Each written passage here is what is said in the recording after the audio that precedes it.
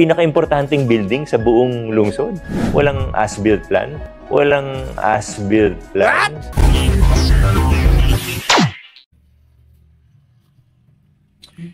Ano nga ba ang as-built plan?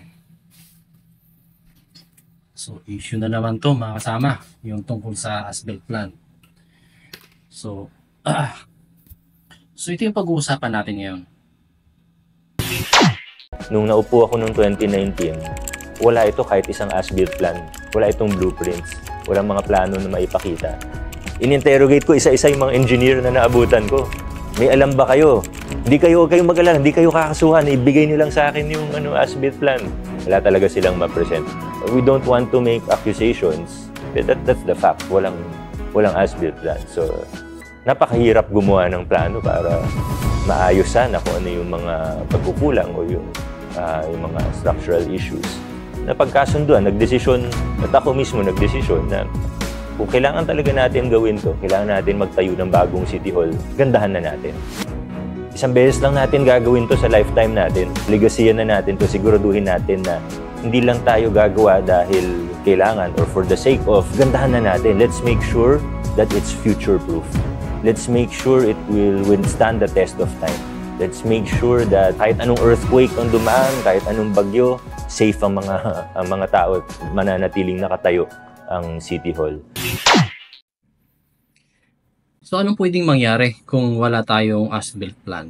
Unang-una, hindi ka magkakaroon ng occupancy permit. Legal requirement po yan under sa National Building Code of the Philippines. Pangalawa, pwedeng maging issue yan during COA audits. So, magkakaproblema tayo sa mga project na under ng government or yung mga public buildings na walang building permit. Mga projects na walang as-built plans.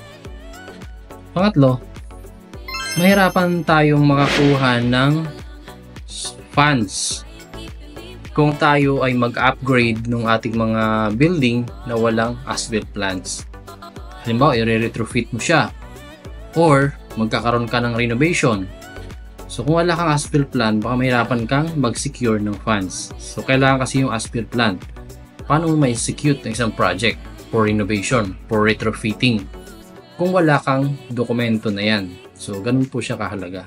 Pangapat, so napaka-high risk ng isang structure kung walang as-built plan kasi hindi mo alam kung safe ba yung building na kinatatayuan mo. Kasi hindi mo alam kung ano yung nasa loob ng mga structures na yan. Kung ano yung laman ng biga na yan.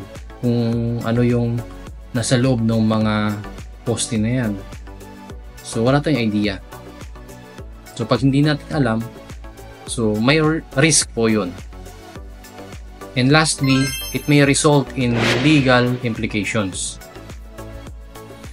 So pwede po magkaroon ng legal penalties pag wala tayong as-built plans. Or pwedeng mag-issue ng demolition orders sa mga structures, lalo na yung mga public buildings, kung walang as-built plans. Pwedeng sabihin natin na siya ay unsafe. Kasi wala tayong basihan. Wala tayong legal na pinanghawakan. Walang nagsasabi kung ano yung nung estado nung isang structure na yan. So, pwede po siyang i-demolish. So, that's why yan po ang nangyari sa Pasig City. So,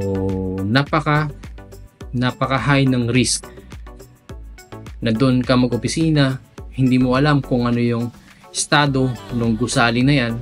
Tapos yung sabi nga, may mga reports na bigla na lang daw gumagalaw although walang intensity ng earthquake sa Metro Manila.